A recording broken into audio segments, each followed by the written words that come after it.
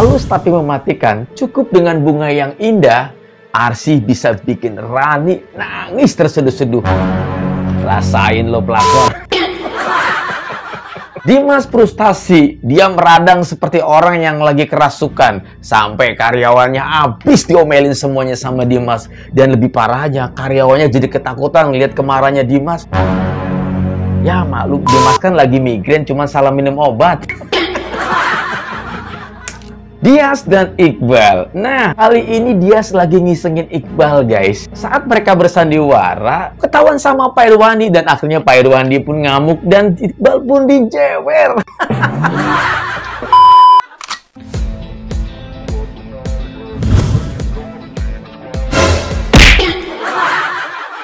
Halo guys, assalamualaikum warahmatullahi wabarakatuh. Selamat datang lagi teman-teman. Apa kabar kalian semua? Semoga sehat selalu, panjang umur, banyak rezeki dan selalu dimudahkan segala urusannya. Amin guys ya. Alhamdulillah penonton saya hari ini cantik-cantik dan ganteng-ganteng ya. Gak usah dipuji balik lah. Kita akan bahas alur cerita dari episode yang ke-38. Di siang hari, ketika Raja dan Arsy sudah beres-beres mengenai perpustakaan dan serah terima kepada pihak kepala sekolah TPA tersebut, Arsy dan Raja pun mengobrol di luar TPA tersebut, teman-teman. Pada saat mereka mengobrol, ada momen romantis yang sangat luar biasa di luar TPA tersebut, sampai diledekin sama murid-muridnya.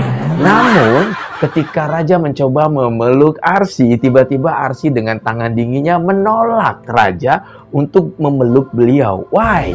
Kenapa bisa seperti itu? Ternyata yang ada di dalam benak Arsy adalah dia masih punya satu pertanyaan dan dia butuh penjelasan, yaitu dengan adanya kiriman video tersebut. Nah, auto dong. Si Raja bertanya, kenapa kamu sayang? Kok kamu kayaknya dingin? Kenapa nggak mau dipeluk sama aku? Apa yang menyebabkan kamu seperti itu? Sambil unyu-unyu gimana gitu ya. Baper sih gue. Tiba-tiba Arsy pun menjelaskan, sebetulnya ada satu hal yang ingin saya pertanyakan sama kamu. Bukan masalah bantuan kamu yang kamu sudah kerjakan dari malam hingga pagi. Jujur kalau untuk masalah ini saya senang, kata Arsy. Tapi tolong jelaskan. Lalu Arsy mengambil handphone dan disodorkannya video tersebut kepada Raja. Dan akhirnya Raja pun kaget, teman-teman. Oh, ternyata ada yang nyolong video. Ada yang mengabadikan momen pada saat Raja dan Rani ribut di salah satu restoran tersebut, teman-teman. Raja pun berpikir, pasti ini kerjaannya Renata, kakak Rani tersebut. Dasar mereka fitnah dengan mengirimi video ke istri saya. Lalu akhirnya Raja pun mencoba menjelaskan step by step kepada Arsy. Kemudian Arsy pun mulai paham dengan penjelasan Raja. Karena kita semua udah pada nonton di episode ke-37 itu, teman-teman. Arsy menyuruh Raja untuk kembali pulang karena dia belum tidur kan. Si Rajanya kan habis lembur tuh begadang, ya kan. Tiba-tiba Raja tidak mau pulang. Saya pengen tidur di mobil aja. Arsy kembali ke dalam TPA dan dia mulai mengajar. Setelah selesai, Arsy dan Raja pun langsung menuju perjalanan pulang, teman-teman. Arsy meminta agar jalannya bukan ke arah rumah mereka, melainkan ke jalan yang satunya. Raja bertanya-tanya, ini mau kemana gitu kan? Lalu tidak sengaja berhenti di sini, kata Arsy bilang.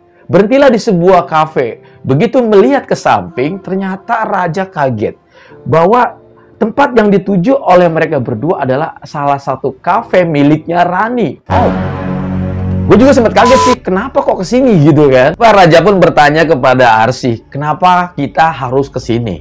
Lalu Arsy pun menjawab kepada Raja, saya ingin menyelesaikan permasalahan dan mengclearkan sebuah video yang menjadi unek-unek yang tertanam di dalam otak saya, kata Arsy. Lalu buat apa sih? Memang kamu masih nggak percaya, kata Raja. Aku sudah percaya sama kamu, tapi saya nggak percaya dengan Rani. Setuju juga sih dengan statementnya Arsy. Lalu akhirnya Arsy pun memaksa agar Raja ikut masuk ke dalam. Walaupun sebetulnya Raja kurang setuju, karena pasti bakal terjadi keributan. Tapi Arsy memaksa. Ya, dengan cara lembutnya, insya Allah semuanya nggak bakal ribut dan semuanya akan berjalan dengan lancar. Dan akhirnya mereka berdua pun masuk ke dalam kafe. Sesampainya di dalam kafe, kemudian dia meminta kepada karyawan kafe tersebut untuk memanggil bosnya. Lalu dipanggillah si bos tersebut, yaitu si Rani. Karena karyawan-karyawan di situ semuanya udah pada kenal sama si Raja kan. Lalu dikasih tahulah sama si Rani, selamat sore, ada yang ingin bertemu yaitu Bapak Raja. Dengan pedenya, Si Rani itu semangat banget. Yeay, akhirnya dia kembali ke pelukanku. Yeay, seneng banget gitu kan. Dalam hati gue, tumbila dasar lu. Main pede aja lu. Pas gitu karyawannya belum selesai ngomong tuh. Tapi Bu, dia bukan sendirian, melainkan bersama istrinya, yaitu Ibu Arsy. Game langsung emosi tuh guys. Gue bilang, rasain juga gitu kan. Begitu pada saat gue nonton. Ekspresi gue begitu lah guys ya. Akhirnya, yang awalnya si Rani dandan karena menyambut raja, tiba-tiba langsung dia ngocok datang ke depan teman-teman. Dengan gaya yang panasnya. Lalu Rani tiba-tiba marah ke Arsy dan juga raja. Mau apa kamu datang kemari? Lalu dijelaskanlah sama Arsy. Saya datang ke sini bukan bermaksud untuk apa-apa. Tapi saya ingin bersahabat dengan kamu. Gue kaget. Jujur gue kaget. Datang ya ke pelakor, bukannya marah-marah, tapi justru dia dengan cara lembut, dia bilang, saya datang ke sini ingin bersahabat dengan kamu. Apa yang ada dalam pikiran kalian ketika kalian melihat video itu? Raja sendiri pun bertanya-tanya, dan Renata, kakak Rani pun bertanya-tanya, kok bisa selembut itu ya? Dan saya tidak mau ada keributan di antara kita. Saya paham, kamu lebih mengenal raja ketimbang saya, karena mungkin kamu sudah punya hubungan lama dengan raja. Tetapi, saya ingin bersahabat dengan kamu. Dengan bertujuan saya ingin baik-baik sama kamu, kita sudahi keributan ini. Dan ini ada satu bunga buat kamu. Begitu dikasihin bunga itu, Rani pun bertanya-tanya, maksud kamu apa kamu kasih bunga ke aku? Lalu Arsy pun menjawab, bunga ini aku kasih ke kamu agar kamu bisa lebih berwarna. Agar kamu bisa lebih fresh dalam menjalani hidup. Dan agar kamu bisa lebih bahagia. Dan stop jangan ganggu rumah tangga saya. Wow, gila sih. Lembut, halus, tapi mematikan sekali teman-teman. Yang awalnya Rani bingung kayak orang bego, tiba-tiba langsung apa? Dia marah teman-teman sama Arsy dan ngamuklah ya kan si Rani kepada Arsy. Kamu tahu nggak? Raja itu pasti memilih aku dan saya lebih cocok. Dan kamu tahu nggak bahwa si raja ini sudah pernah tidur dengan saya? Arsy sempat down mendengar perkataan dari Rani, tapi dia tetap dengan tegar bahwa dia punya strategi yang sangat santai sekali, tapi mematikan teman-teman. Kalau memang ucapan kamu benar, kita tunggu saja. Kita akan buktikan bahwa Tuhan akan memberikan jawaban kepada ucapan kamu atau fitnahan kamu. Cara yang simpel sekali lagi. Walaupun Arsy sebetulnya hatinya down ketika dia mendengarkan kata-kata bahwa dia telah mengambil kehormatan saya. Tetapi dia punya senjata yang sangat tajam dengan cara yang halus menyampaikan agar Rani itu telak gitu loh guys. Karena Rani sudah mulai temperamennya sudah mulai naik, emosinya sudah mulai naik, udah kayak kuda lumping, udah kerasukan setan. Tiba-tiba Raja pun mengajak Arsy untuk ayo kita pulang ke rumah, kita tinggalkan kafe ini. Dan akhirnya Raja dan Arsy pun pergi meninggalkan kafe tersebut. Pada saat Arsy dan Raja pergi meninggalkan kafe, Rani menangis terseduh-seduh. Dia merasa bahwa dia sudah tertusuk oleh bunga yang begitu halus, namun bisa menyumpal dan bikin dia malu sekali teman-teman. Gila sih senjatanya Arsy, keren banget ya. Rani sampai nangis terseduh-seduh, tapi dikuatkan oleh si Renata, sang kakak dari Rani teman-teman. Sudah, kamu gak usah nangis. Kita harus buat strategi baru. Kamu jangan menyerah. Kita akui, Arsy itu orangnya pendiam, tapi dia punya jiwa yang begitu besar. Dan jangan remehkan Arsy. Dan percaya nggak teman-teman, Renata yang begitu menurut gua antagonisnya, dia mengakui bahwa Arsy itu orang hebat. Iya. Dan dia juga sempat mengingatkan kepada Rani bahwa kamu harus berhati-hati dengan Arsy. Dia bukan wanita sembarangan. Wajar kalau Raja bisa jatuh cinta sepenuhnya terhadap Arsy. Damn! Dan itu membuat Rani semakin nangis, glosoran kayak anak kecil. Ya Allah, kasihan ya Rani.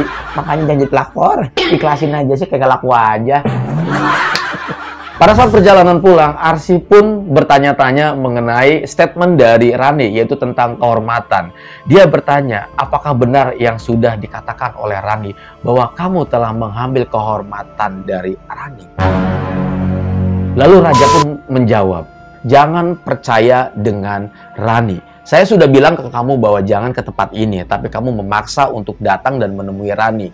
dan akhirnya kamu goyah juga. Lalu Arsy pun menjawab kembali, kalau memang kamu merasa tidak melakukan itu, maka ayo kita cari sama-sama fakta dan kebenarannya bahwa semua yang disampaikan Rani itu semua adalah bohong. Dan percayalah, Tuhan akan membantu kita. Dan akhirnya dengan begitu kuat, Arsy walaupun memang perempuan itu pasti goyah ya, sensitif banget. Tapi dengan kata-kata yang dikeluarkan dari Arsy, Raja semakin yakin bahwa Arsy ini adalah sosok wanita yang begitu kuat, tangguh, dan begitu juga hebat. Wow, luar biasa sekali teman-teman. Dan sekarang kita akan masuk di partnya Dimas teman-teman. Nah, seperti apa yang gue bilang di awal, bahwa Dimas ini sekarang lagi kalang kabut, frustasi, marah-marah, udah kayak kuda lumping yang udah kesambet setan. Dia ngamuk-ngamuk ya kan, karena dia udah nggak bisa ngapa-ngapain ya kan. Jangankan untuk bertemu, komunikasi pun sekarang udah nggak bisa. Tiba-tiba setelah dia habis marah-marah sama karyawannya, dan karyawannya juga pada ketakutan semua, Iqbal pun datang ke tempatnya si Dimas teman-teman. Sebetulnya hal ini sudah dibahas sama konten gue yang sebelumnya, tetapi ini lebih detail sih menurut gue. Yang pertama, Iqbal mempertanyakan tentang kejadian panjat tebing, yaitu mengenai putusnya tali tersebut. Dimas pun berpikir, maksud kamu apa menanyakan itu? Saya berpikir, kata Iqbal, bahwa pada saat tali itu putus, saya merasa bahwa itu adalah sabotase. Karena sebelum saya menaiki panjat tebing tersebut, saya sudah cross-check talinya itu fine, aman-aman aja. Tapi begitu saya naikin, beberapa saat kemudian langsung tiba-tiba putus. Dan itu seperti kayak ada yang motong. Pertanyaan itu dilontarkan oleh Iqbal kepada Dimas. Akhirnya Dimas pun mulai ketakutan dengan pertanyaan Iqbal. Lalu Dimas pun menjawab, apakah kamu menuduh saya? Lalu Iqbal jawab, tidak. Kalau kamu tidak menuduh saya, terus apa tujuan kamu menanyakan itu? Iqbal menjawab, apakah ada orang lain yang kira-kira mensabotase kejadian itu? Lalu Dimas pun ngeles. Di dalam hatinya menggerutu. Dia berpikir mulai atur strategi. Wah, ngeri banget nih si Iqbal. Ternyata dia udah menyelidiki saya. Dengan berbagai macam cara, jawaban Dimas selalu ngeles, dan ngeles, teman-teman. Lalu karena ini kan lagi ditraktir nih sama si Dimas, tiba-tiba dia kan mau bayar tuh. Dan disitulah terjadi momen foto Arsy yang terpampang di dompetnya Dimas tuh kelihatan sama Iqbal. Dan itu juga udah kita bahas di konten kita yang tadi siang. Dan disitulah kecurigaan Iqbal kepada Dimas semakin yakin bahwa orang ini sangat licik sekali. Ketika itu ada sebuah telepon atau sebuah chat masuk ke HP-nya Iqbal dan terpaksa Iqbal pun harus pergi. Dan akhirnya kedua orang ini sama-sama mengatur strategi agar mereka sama-sama bisa tidak terlihat ketika menyelidiki satu sama lain. Part yang Dimas ini, Dimas betul-betul frustasi. Rasain lu. Sekarang kita masuk di partnya Dias dan juga Pak Irwandi dan Iqbal, teman-teman. Beberapa saat Iqbal pun berjalan pulang setelah bertemu dengan Dimas. Karena dia kan ada telepon atau ada chat tuh ya, bahwa dia harus pulang. Jangan lupa ada kencan. Lalu Pak Irwandi juga ternyata ada chat masuk ya, dari sosok nomor yang nggak pernah ada namanya. Ternyata itu adalah Dias. Dia mengabari ke Pak Irwandi bahwa, Pak Irwandi tolong datang ke kafe dan disebutkan jamnya jam 2 siang. Anda akan melihat kebohongan Iqbal selama ini.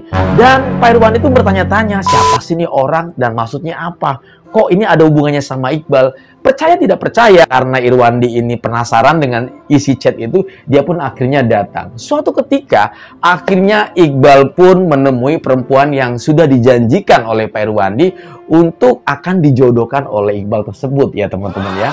Dan mereka pun bertemu. Ternyata Iqbal kaget teman-teman. Kenapa? Wanita yang dikenalkan oleh Iqbal itu lebih agresif dari Dias. Baru datang udah langsung ngajak nikah. Oh my God. Auto Iqbal yang orangnya dingin dan diem banget, dia langsung kaget. Hei, kita ini baru kenal, kok kamu tiba-tiba pengen nikah? Iya, aku ini orangnya unik. Lebih baik kita nikah aja. Kan kita belum saling kenal. Justru itu semakin menarik.